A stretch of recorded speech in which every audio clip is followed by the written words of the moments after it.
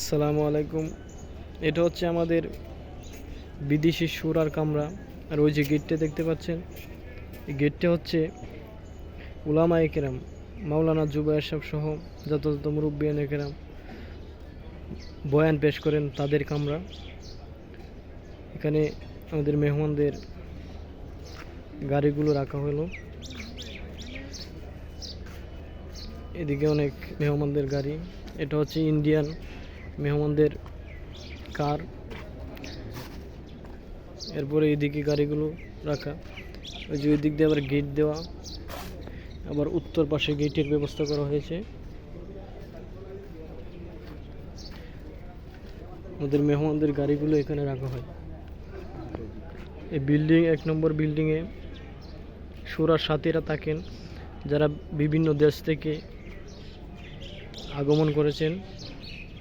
Switzerland, Malaysia, Indonesia, India, Bharat, Pakistan, তুর্কি, Saudi আরব,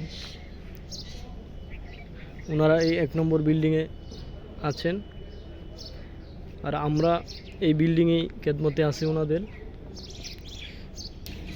যে এইদিকে উত্তর পাশে আমাদের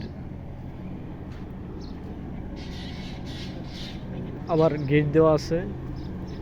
3টা গেট পার হয়ে এরপরে আমাদের কামরায় ঢুকতে হয়। এটা হচ্ছে আমাদের বিদেশি মেহমানদের যারা চিল্লার জামাত নিয়ে আসছে ওনাদের কামরা এগুলো। এখানে Saudi Arabian, Malaysia, Indonesia, India, Pakistan, ওনাদের কামরা। এই যে দুইজন পাকিস্তানি আসছেন। আসসালামু আলাইকুম, কাইফা হালুক? अफगानिस्तान, पाकिस्तान। आप खैरियत से हो? उर्दू समझते हैं? थोड़ा थोड़ा बस अच्छा है। 4 महीने लगाओ और फिर इंशाल्लाह पाकिस्तान सफर करने वाला है, दुआ करेगा।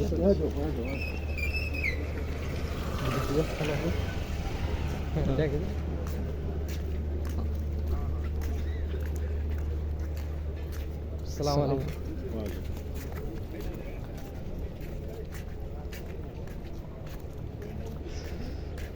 এই যে এটা হচ্ছে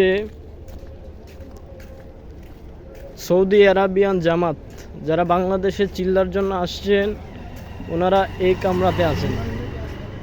যে এইদিকে, এরপরে ভিতরে অনেক দূর, এটা পুরো এরিয়াটাই হচ্ছে বিদেশিদের কামরা। পাকিস্তানি, আফগানিস্তানি, ওনারা এদিকে ওনাদেরকে রাখা হলো। আবার রাস্তার ওই পাশে মালয়েশিয়ান, তুর্কি ওনারা আছেন। এগুলো সমস্ত মেহমানদের গাড়ি, যেগুলো মেহমানদের সহযোগিতায় নিয়োজিত। বাংলাদেশের উচ্চ পদস্থ কর্মকর্তা যারা আছেন তাদের গাড়িগুলো এখানে দেওয়া হলো, যারা তবলিগের কাজে। এখানে দেখেন বিদেশি মেহমানদের খেদমতে নিয়োজিত